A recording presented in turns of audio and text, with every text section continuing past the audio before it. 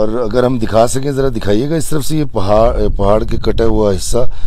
اس علاقے میں کنواں بنانا ہی ایک بہت محنت طلب کام تھا.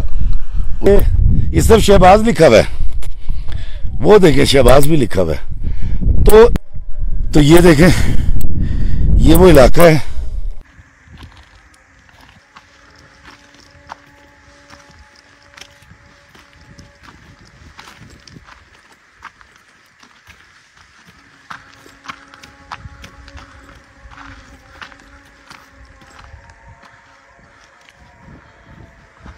لوگ پھر بھی محبت اور پیار میں یہاں تک پہنچ جاتے ہیں.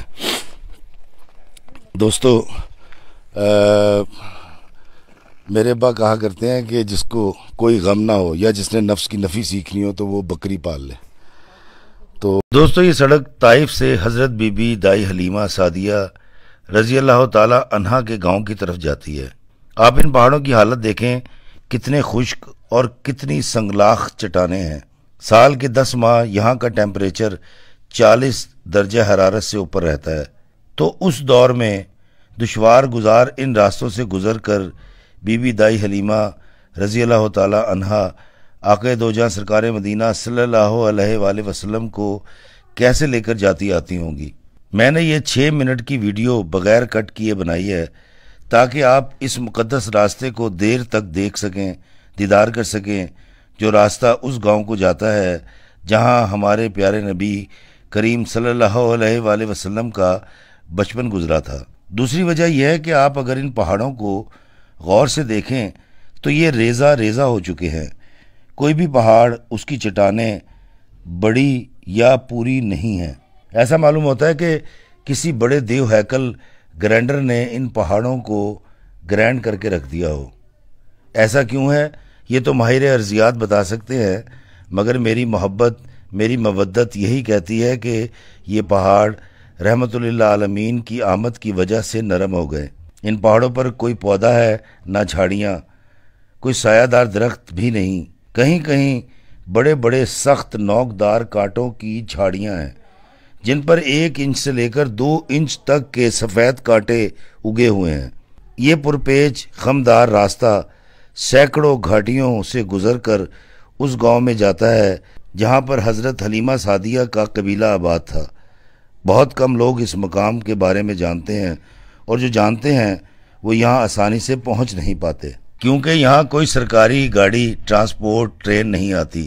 دیدار کے خواہش مند کو سالم گاڑی کروانی پڑتی ہے, اور یہ وادیاں اس قدر بیابان اور غیر آباد ہیں کہ نہ کوئی دکان ہے, نہ پیڑ, نہ پیٹرول پمپ, اور نہ ہی سایہ دار درخت.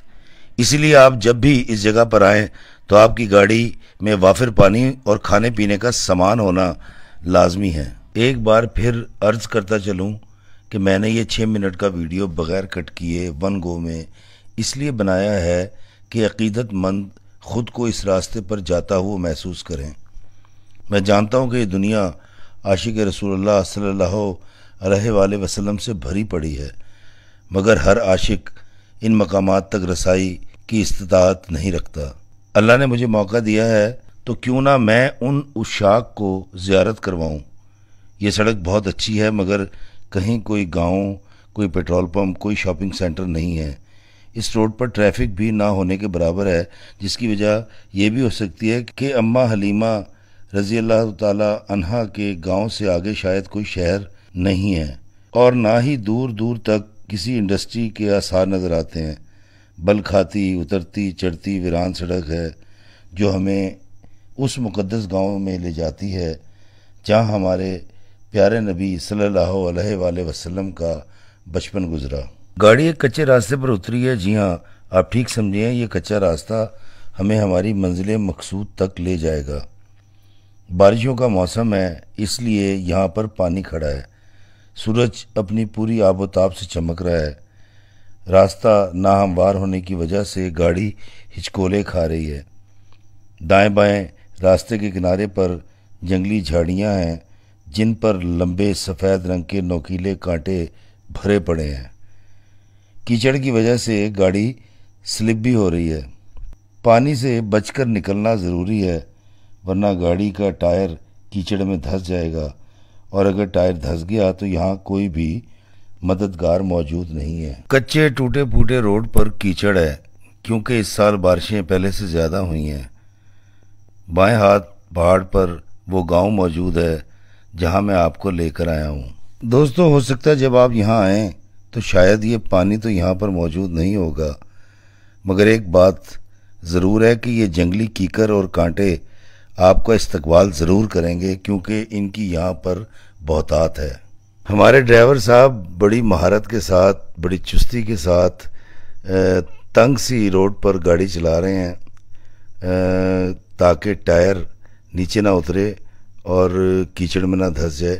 میں بہت شکر گزار ہوں اپنے ڈرائیور صاحب کا کہ وہ ہمارے لیے اتنی تکلیف اٹھا رہے ہیں۔